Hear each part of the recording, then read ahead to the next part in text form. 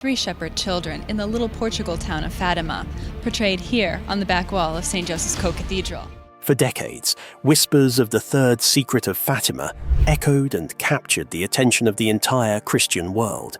All of the contents of the Fatima secrets have been revealed publicly. The fact that Sister Lucia's actual manuscript... With everything that's been happening since last and this year, 2025 seems to mirror prophecies of chaos, geopolitical wars and spiritual crisis. The Vatican maintains the fact that everything about the three visions were already disclosed, but some believe some relevant and horrific parts are still sealed. At any rate, the storms predicted in the third prophecy may be witnessed this 2025, and the Catholic Pope supporters will not like it. A look at the cousins and their mysterious secrets. Before we make it to the third prophecy, it's important to know how these revelations started and where did it originate. The story of the prophecies of Fatima is one of those tales that feels almost too mysterious and otherworldly to be real. Yet it's deeply rooted in actual historical events, humble surroundings, and the lives of three very ordinary children from rural Portugal. In 1917, in the small town of Fatima, the lives of Lucia dos Santos and her younger cousins, Francisco and Jacinta Marto, were changed forever when they claimed to have seen and spoken with the Virgin Mary. What followed were a series of visions that became known as the Three Secrets, or prophecies of Fatima. Revelations that have fascinated and puzzled believers and skeptics alike for over a century. To really understand the Fatima story, it helps to step back and picture where and how these children lived. Fatima, back in the early 20th century, was a small, isolated village in central Portugal. It was the kind of place where life moved slowly, people worked hard, and religion played a major role in daily life. Most families were poor and lived off the land, and the Marto and Dos Santos families were no different. The three children, Lucia, the eldest at 10 years old, and her cousins Francisco, 9, and Jacinta, 7, were all shepherds. Like many children in their position, they spent their days out in the fields tending sheep, playing simple games, praying the rosary, and enjoying the fresh countryside. By all accounts, they were regular kids, cheerful, mischievous at times, but very much shaped by their Catholic upbringing. None of them came from wealthy or influential families, and there was nothing particularly extraordinary about them. Until that spring of 1917. Then the apparitions begin. On May 13, 1917, the children were out in a place called Cova da Iria, a small clearing where they often took their sheep. That day, they saw something that they later described as a lady brighter than the sun, standing above a small oak tree. This figure, they said, was the Virgin Mary. She told them to come back on the 13th of each month for the next 6 months. She had a message for the world, and she wanted these three humble children to share it. What makes the story so compelling is not just the mystical element, but how consistent and determined the children were in their accounts. Despite being questioned, pressured, and even ridiculed by their own families, townspeople, and local authorities, they stuck to their story. They weren't after fame or attention. On the contrary, they were often overwhelmed by it. Especially Francisco and Jacinta, who were shy and had no desire to be in the spotlight. Surely, the situation did not go easy. What could be worse than their overwhelming encounter? Let's all find out. Saints gone so soon. Francisco and Jacinta were siblings, very close in age and deeply attached to one another. Francisco was more quiet and thoughtful, described as gentle and sensitive. He loved nature, animals, and silence. He actually couldn't hear the Virgin Mary during the visions. Only Lucia and Jacinta could, but he could see her and believed deeply in what he witnessed. Jacinta, on the other hand, was surprisingly fiery for such a young child. She was emotional, intensely devout, and incredibly courageous for her age. After the apparitions began, both children seemed to mature quickly, dedicating themselves to prayer and penance, particularly for the conversion of sinners and peace in the world. Messages they said the Virgin Mary had emphasized. Sadly, their lives were short. Just a few years after the apparitions, both children died from the Spanish flu pandemic that swept through Europe. Jacinta was only 9 when she passed, and Francisco was 10.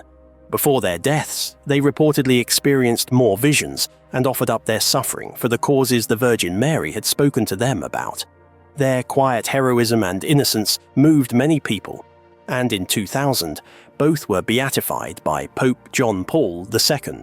In 2017, they were canonized as saints by Pope Francis, making Jacinta the youngest non-martyred saint in the history of the Catholic Church. Lucia's role in the secrets. Lucia, who lived much longer than her cousins, she passed away in 2005, played a key role in preserving and communicating the events of Fatima. It was through her that the details of the so-called 3 secrets came to light. These secrets were not necessarily predictions in the usual sense, but symbolic visions and messages.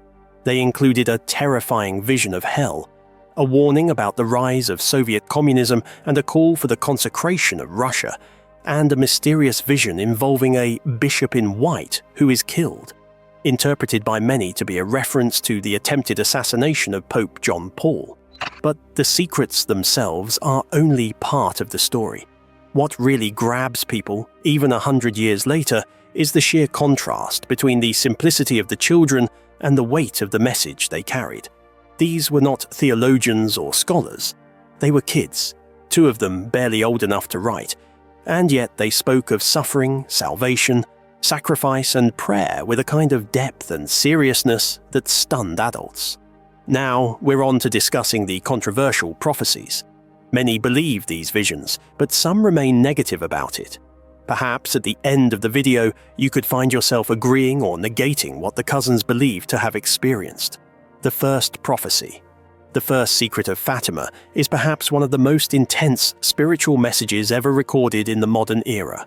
According to the 3 shepherd children, Lucia, Jacinta and Francisco, the Virgin Mary gave them a vision that was absolutely horrifying. A glimpse into hell itself. This wasn't just a warning, it was a spiritual gut punch, meant to shake humanity out of its spiritual laziness and moral indifference. The message was clear: hell is real, people go there, and unless we change the way we live, we risk the same fate. It's heavy stuff, but it carries some important lessons that are still very relevant today. Let's start with the most dramatic part, the vision of hell. Imagine being a young child and suddenly seeing a sea of fire filled with suffering souls, demons, and an overwhelming sense of despair. That's what the children described. It wasn't symbolic or metaphorical in their eyes. It was as real as the ground they stood on. The purpose of this vision wasn't just to scare them, though it certainly did. It was to make them, and us, understand that the choices we make in life have eternal consequences.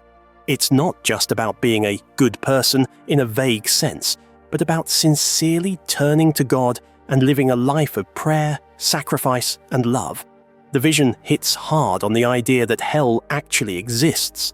That might sound obvious to some religious people, but even within spiritual communities, the topic of hell often gets brushed aside. It's uncomfortable. No one wants to talk about eternal punishment, but according to this secret, ignoring the idea of hell doesn't make it go away. It challenges people who treat religion like a lifestyle accessory, or who think that everyone gets to heaven automatically. The message is jarring, but it's meant to snap people out of complacency. If hell is real, then what we do really matters. One of the biggest takeaways is the importance of conversion and prayer. Specifically, the Virgin Mary emphasized praying the Rosary daily. Now, that might seem old-fashioned or repetitive to some, but there's a deeper meaning here. Prayer isn't just a ritual, it's a connection.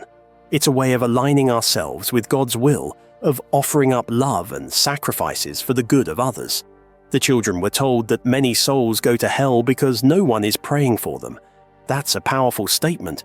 It puts the responsibility on all of us, not just priests or nuns or holy people.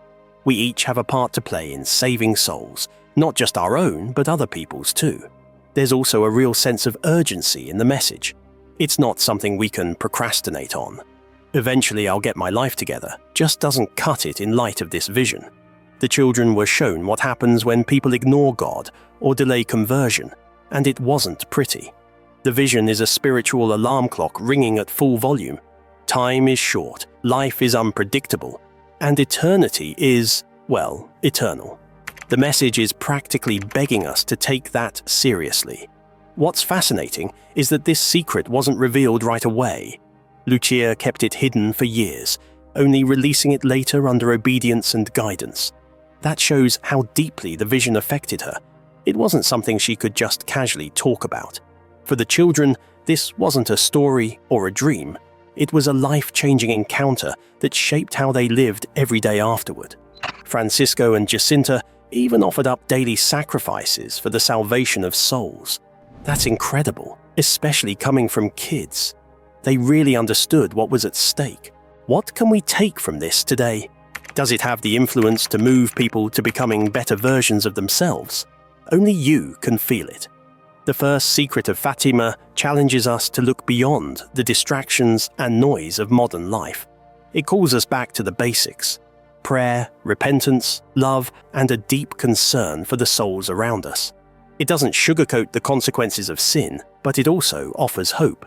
The Virgin Mary didn't show the children hell to paralyze them with fear, but to inspire action. It's a call to care for our own souls, and for the countless others who might not know the danger they're in. Whether you take the vision literally or see it as a powerful symbol, the core message remains the same. Hell is not just a theoretical concept. It's a reality that demands our attention. But we're not helpless. Through prayer, especially the Rosary, and through sincere conversion, we can respond to this warning with courage and hope.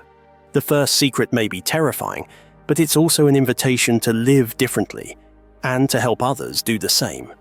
The second prediction: rise of communism. The second secret of Fatima is one of the most talked about and debated parts of the famous Marian apparitions that took place in 1917 in Fatima, Portugal. According to the visionaries, 3 young shepherd children, the Virgin Mary revealed 3 secrets to them. The second one stood out for its ominous warning and deep historical implications. It didn't just talk about spiritual matters. It actually predicted a major world event, World War II, and warned about the rise of a dangerous ideology, communism. The message said that if people didn't stop offending God, a much worse war than World War I would break out. This wasn't just a vague threat. It actually said that the next war would begin during the reign of Pope Pius VI. What makes this even more remarkable is that Pope Pius VI was not yet Pope when the message was reportedly delivered in 1917. He didn't become Pope until 1922, and World War II officially started in 1939 during his papacy. That level of specificity has made many people wonder just how the children could have known such a thing, unless, as believers say, it really was a divine revelation. But the prophecy didn't stop at predicting another war. It also mentioned Russia's errors, which many interpret as a warning about the spread of communism. At the time of the apparitions, the Russian Revolution hadn't fully unfolded yet. But soon after, Russia would become the world's first communist state, and its ideology would spread rapidly to many other countries, often through violence and suppression of religion. The Virgin Mary, according to the visionaries, asked for the consecration of Russia to her Immaculate Heart. She said that if this was done, and if people took part in what's called the Communion of Reparation on the first Saturdays of the month, peace would be granted to the world. What's really interesting is how the Virgin Mary tied spiritual actions, like prayer, penance, and devotion, to global peace. She wasn't just giving a political forecast, she was offering a spiritual solution. The first Saturday's devotion involves going to confession, receiving communion, praying the Rosary, and meditating on the mysteries of the Rosary for 15 minutes, all done with the intention of making reparation for sins against her Immaculate Heart. Mary promised that if people did this, and if the Pope consecrated Russia to her heart in union with all the bishops of the world, then Russia would be converted and peace would follow. Of course, not everyone agrees on whether the consecration was properly done or whether the promises were fulfilled. Some believe that Pope John Paul II's consecration in 1984 satisfied the request. and they point to the fall of the Soviet Union shortly afterward as evidence. Others say the consecration didn't meet all the requirements and that the full effects are still to come. Either way, it's hard to deny the impact that this prophecy has had on Catholic devotion, global politics, and the way people think about the intersection of faith and history. It's a profound moment in modern religious history that links the spiritual realm with world events in a way that's hard to ignore. Whether one believes in the supernatural side of the story or not, the connections it makes between prayer, peace, and the fate of nations have kept people fascinated for over a century. And maybe, just maybe, its central message, that peace begins with the conversion of hearts, still has something important to say to the world today. The mysterious vision of the Bishop in White. The third secret of Fatima has stirred hearts and minds for decades. When it was finally revealed by the Vatican in 2000, many were surprised to find not a direct prophecy, but a vivid, symbolic vision. The image of a bishop dressed in white, slowly making his way up a steep mountain through a ruined city filled with the dead, is both haunting and deeply moving. This bishop, widely understood to represent the Pope, faces a tragic end at the summit, gunned down by soldiers alongside other clergy and laypeople. It's a scene soaked in sorrow and mystery, but also one that opens the door to a profound interpretation of the Church's journey through the 20th century. At first glance, this might seem like a vision of pure doom. A city in ruins, corpses everywhere, and the Pope himself assassinated. It's undeniably bleak. But when we dig deeper, we find that the imagery resonates with the real suffering endured by Christians during the 20th century. Wars, revolutions, oppressive regimes, and brutal ideologies claimed countless lives, many of them faithful believers who stood firm in their convictions. The Church, like the Bishop in White, trudged through a world scarred by violence and grief, never abandoning its mission despite the cost. One of the most commonly cited interpretations ties the vision directly to the 1981 assassination attempt on Pope John Paul II. He himself believed that Our Lady of Fatima had spared his life, and saw his near-death experience as mysteriously connected to the message of Fatima. From this angle, the vision isn't a prediction of a specific future event, but a spiritual metaphor for the Pope's suffering, and, more broadly, the suffering of the Church. It's about the weight of leadership in times of global crisis, the sacrifices made by those who shepherd the faithful, and the invisible spiritual battles waged behind the scenes of history. Still, others see this vision as more universal, timeless even. The Bishop in White doesn't have to refer to one single pope. Instead, he could symbolize the papacy itself, or even the ideal of spiritual leadership walking in Christ's footsteps. The climb up the mountain evokes Christ's path to Calvary, slow, painful, and crowned with martyrdom. Just as Jesus passed through a world broken by sin and violence, so too does the bishop ascend through a city shattered by human cruelty. His death at the summit is not just tragic, it's sacrificial. It reminds us that in the Church's mission, suffering is often the price of truth and love. But this vision isn't entirely devoid of hope.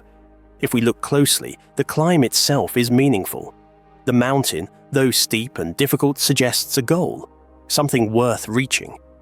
The journey, painful as it is, has direction and purpose. And while the vision ends with apparent defeat, the context of Fatima's broader message is one of ultimate triumph through prayer, penance, and the Immaculate Heart of Mary. Evil may strike, and the faithful may fall, but the story doesn't end there. The resurrection follows the crucifixion. The vision invites us not only to mourn, but to commit ourselves more deeply to the path of faith, no matter how treacherous it may be. The Bishop in White serves as a mirror. He reflects not just a single pope or one historical moment, but the trials of all who seek to follow Christ in a suffering world. His vision reminds us that holiness doesn't shield us from pain, but rather calls us to walk with courage and compassion through the ruins, all the way to the mountaintop, where even martyrdom is not the end, but a beginning. we have reached the big question: will it happen this year? The fulfillment. Last year, as year 2025 approaches, renewed attention is being given to apocalyptic and prophetic narratives, including Fatima. This is partly due to contemporary global anxieties, wars, ecological crises, technological disruption, and moral concerns. These conditions appear to align with the kinds of upheaval described in Marian apparitions and apocalyptic prophecy. Yet, interpreting any specific future date, such as 2025, as the year in which the third secret comes true is problematic for several reasons. First, prophecy within the Catholic tradition is rarely dated with specificity. Its purpose is often spiritual rather than predictive, to call the faithful to repentance, prayer, and moral reform. The vision of Fatima must be seen in this context.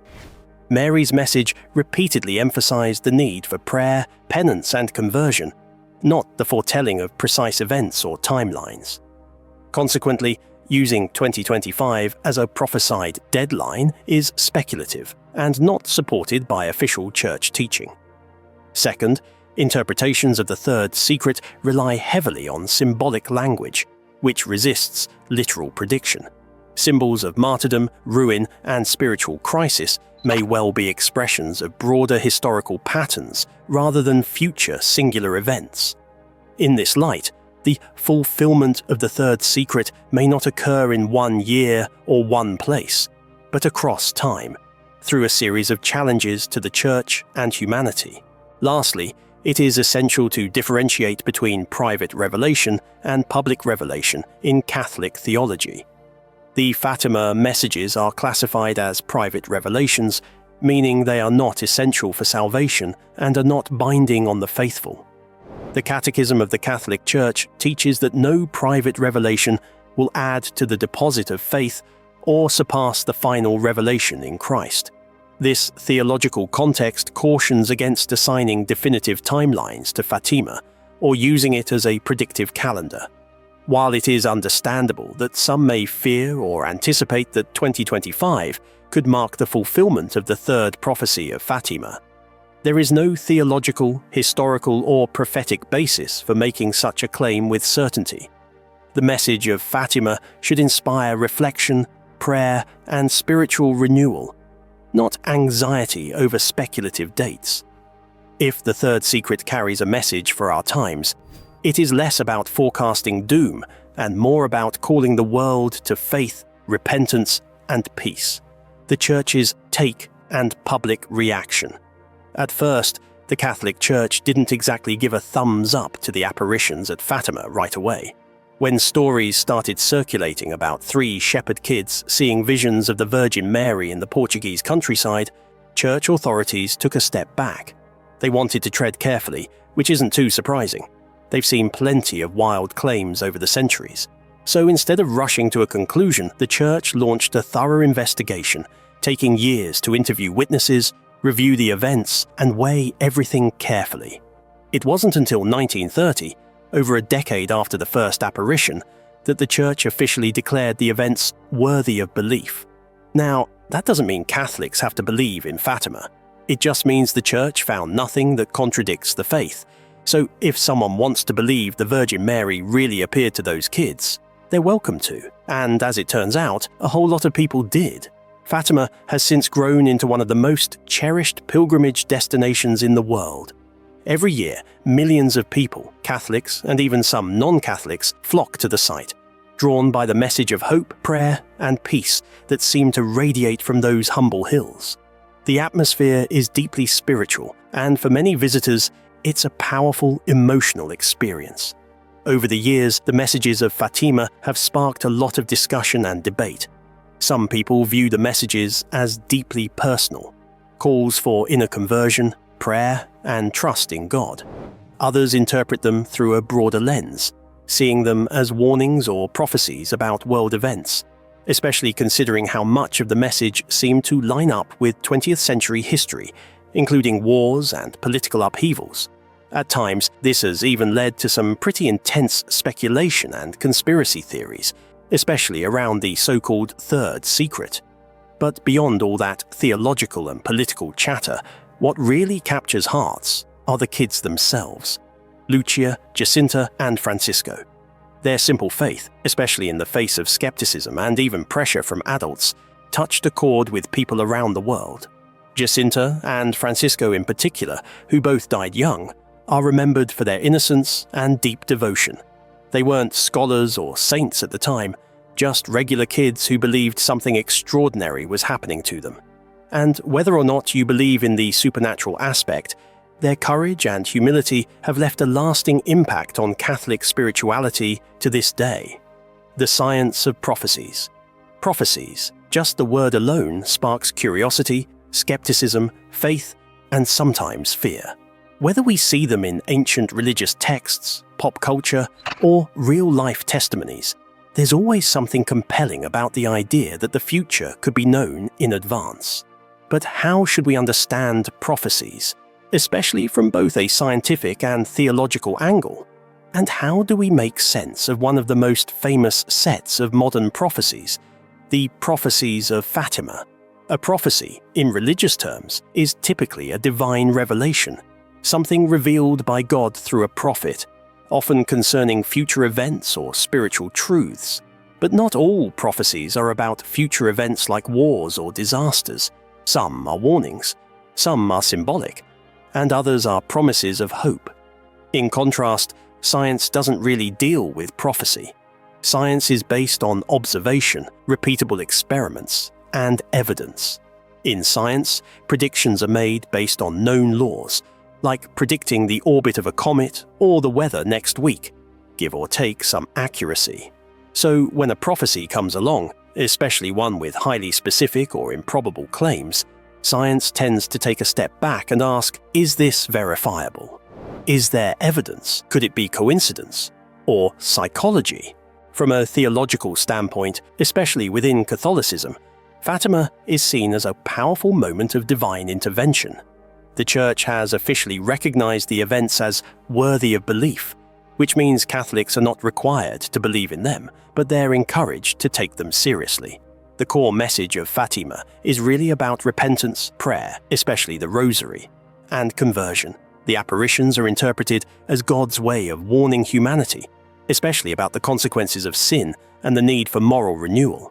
The prophecies were not about stoking fear, but about encouraging hope through a return to God. Theologically, the idea is that prophecy serves the spiritual good of the people. It's not fortune-telling, it's more like a divine wake-up call.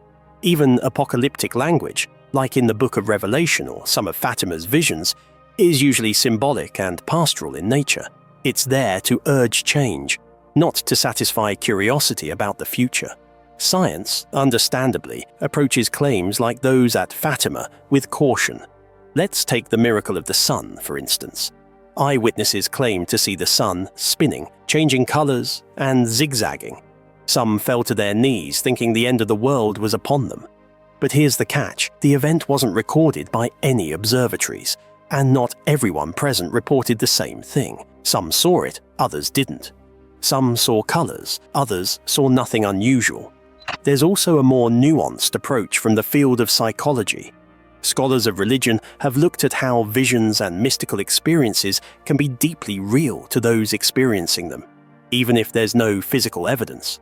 Neurologically, intense religious experiences may involve altered states of consciousness, especially in children or people under intense stress or spiritual expectation.